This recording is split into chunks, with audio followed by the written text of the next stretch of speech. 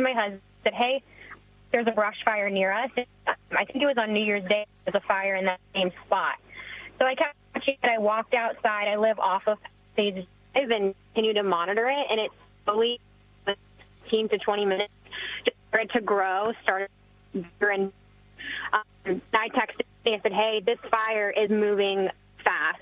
So, yeah, that was my experience with this thing. You know, Lacey, we're having a slight problem with your cell service there, understandably so. Again, so you live on, you said Glen Haven? No, we live off of Palisades Drive. Can you hear me better now? Much better. Yes, thank you.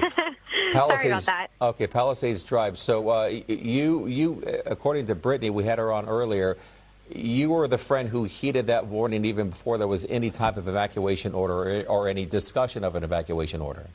Yes, that's right. At around 10:40, I saw the black plumes of smoke start to erupt, like really small, very small compared to what it is now. And I'm an LA native, so I'm pretty accustomed to what a fire looks like. So I texted my husband and I texted Brittany immediately. And what did you do? You've evacuated the area? Yes. I mean, so once I saw that smoke, I kind of took I was on standby a little bit, but I saw it grow pretty rapidly between 15 to 20 minutes. I packed up the car. I grabbed my necessary documents and any kind of valuables of that nature just to make sure I was ready to go in the event of an evacuation. And then I think it was around maybe 11 or 12. That's when it really started to get serious, and we heard that there was multiple fires in the area, and I grabbed everything as fast as possible, hopped in the car, and then waited on Palisades Drive.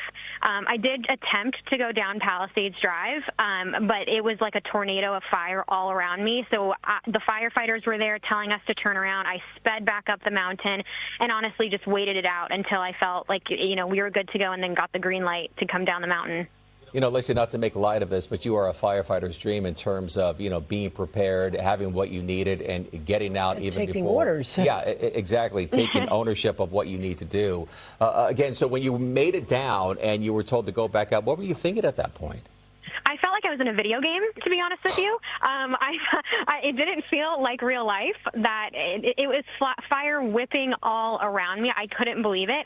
I had to evacuate when there was the Woolsey fire and several other fires in the past. I've never, ever been this scared or this close to a fire like this before.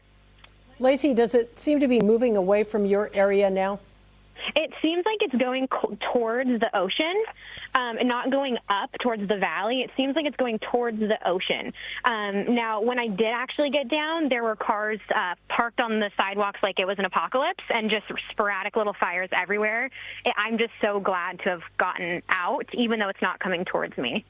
Lacey, you mentioned the Woolsey fire. You had to evacuate then. This, I assume, is your second time. Will you continue to live in the area? I'm sorry, what was that question again? I said you've evacuated before. You mentioned this, and it sounds hellish, what you went through trying to get out. Will you continue to live in that area? Yeah. I mean, that's the thing, is like, that's the beauty of where we live. I love the location. I love being close to the water. It's kind of a trade-off, to be honest with you. We know, and we've known ever since we moved into this house, that fire is a concern. But if it's not fire, then if we live somewhere else, it could be tornadoes. So it's kind of just the trade-off with where we live, in my opinion. Over the course of time, Lacey, since you first made contact with our colleague and your friend Brittany, this fire has grown from 20 to 200, 300, and now 772 acres. Based on the fact that you're there witnessing this all, are you at all surprised by how fast this fire has moved and how fast it has grown? Oh, 100%. I mean, I feel like it was within seconds, where I thought it was just isolated in one location, and then seconds later, I'm, being told it's in another location. I think that's the scariest part. At a certain point, I thought, okay, maybe it might be safer at my house, but just, again, seeing how fast the fire moves, and it moves from one tree to the next tree like it's magic, I just was like, you know what, like, this does not make sense. Everything in my house is replaceable. I just need to get out of here. So, yes, definitely very scary with how fast it moves and how unpredictable it is. Lacey, talk to us a little bit about community there. You mentioned you're in a home up there. Are neighbors looking out for neighbors? Did people stay behind? What did you see when you came back to the neighborhood? Yes, I was hanging out in my neighbor's driveway, actually, talking to him about like his thoughts and what he, was experiencing, because he was a Palisades native specifically. And then, it was a lot of camaraderie with my neighbors saying like, hey, it's blocked off again. Don't go down there. Like, it was at least like 6 or 7 of us discussing like what our next steps were. And really, we have a close-knit community. So I will say, like, we're all here for each other, and all the neighbors were like working together on like what we were going to do next. Yeah, the fact that you, you took your own personal advice, you listened to your gut and your husband, and you got out of there. Yeah. and your property and your family and everyone within the area, all safe at this point? Yeah, we're all safe. I've got my 2 dogs in the back seat, my German Shepherd and my Husky. They're pretty upset they're not at home, but I think they'll thank me later. And yeah, my husband is also safe. He's driving towards me now. So I feel good about my decision, and everything is replaceable, not myself or my dogs or my husband. So Lacey, anything you would do differently moving forward in terms of moving forward? Yeah, protection of the house, neighborhood, anything like that. Differently moving forward, I would say, just advice for anyone, always have copies of your documents ready in one singular location. Like, know where everything is, and I don't think I really would do anything different. Maybe leave like 10 minutes earlier, honestly. I feel like just 10 minutes would have made me not get stuck up there for so long. But I would say, just from like a document perspective and all your valuables, like keeping those in one place is definitely key. All right. Lacey, Nouri, thank you so much for your time and this experience and taking us through what you have been through here since early this morning. Appreciate your time. Thank you. Absolutely. Thank you. Glad to hear that you're safe. It is one thing to hear from firefighters about what you should do, but sometimes when you hear it firsthand from someone like Lacey about what she did and how she did the right thing, it resonates a little bit more. I think she's going to be the new LAFD spokesperson There you go. in terms of what to You'd do. be right about that, because she just nailed it from start to finish. All right, so we want to bring in now meteorologist Melissa McGee, obviously keeping a very close eye on what is happening and what's to come. Melissa? Yeah, that's right, Michael and Colleen. It's a dangerous situation in the sense that we're dealing with these Santa Ana winds. So something sparks the fire, and then we've got weather conditions. In this case, the Santa Ana winds that help the fire get bigger, faster, and more dangerous. And it's dangerous because those Santa Anas, as we look at this satellite loop, this is a 2-hour loop, it really gives you a clear picture of what's going on.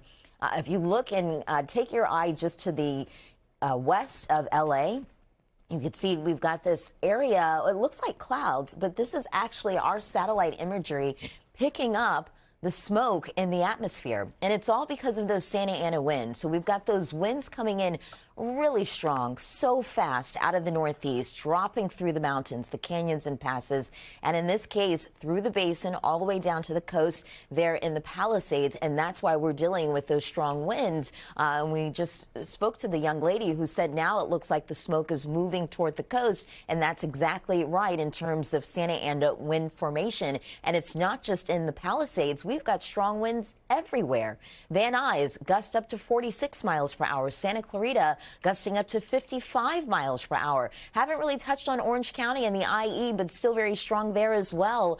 Santa Ana winds gusting up to 40 miles per hour. Riverside 41, Ontario 45 miles per hour, bringing it back to the Palisades. You could see not only do we have the winds, but strong relative humidity that's lowering too, guys.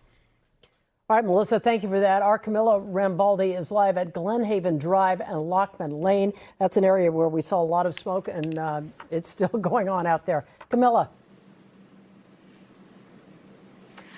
Colleen, Melissa, talking about those strong winds, those gusts, it has only increased here at this hour. You can just tell from our live shot just how intense the wind is, and you can see the plumes of smoke here behind us taking over this hillside.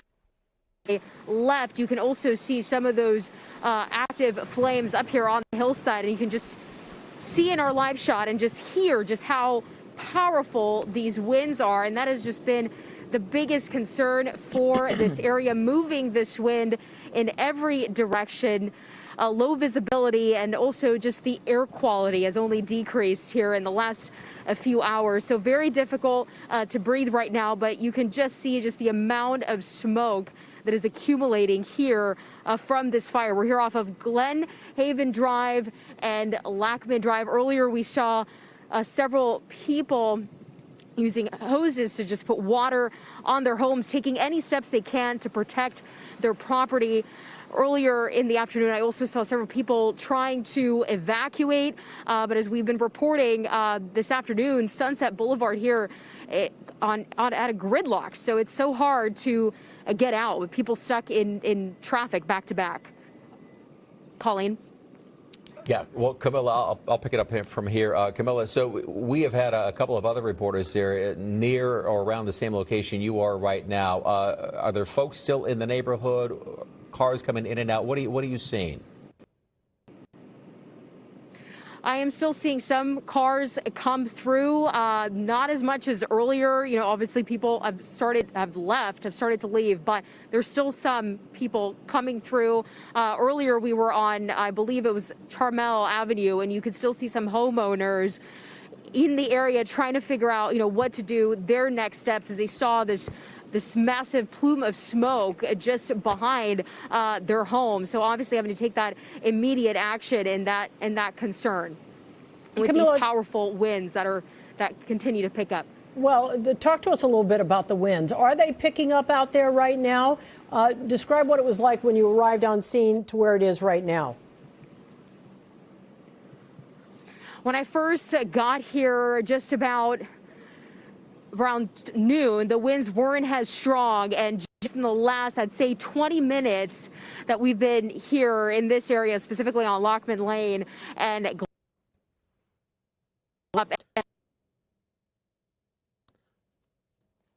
All right, so I heard her correctly. It's like they are picking up right now. Yeah, she said within the last 20 minutes or so, those winds out there in the Palisades, Pacific Palisades, have actually picked up. Melissa, we want to bring you in now to, sort of piggyback on what Camilla is saying at this point. Yeah, and I'm sure it's so hard just with reception because of the winds in that area. It's a big concern, and we're starting to see the winds pick up at this moment. Earlier, we were talking about gusts in the Palisades in the teens. Now we're at 24 miles per hour. Topanga Beach, 35 miles per hour. Santa Monica Mountains, and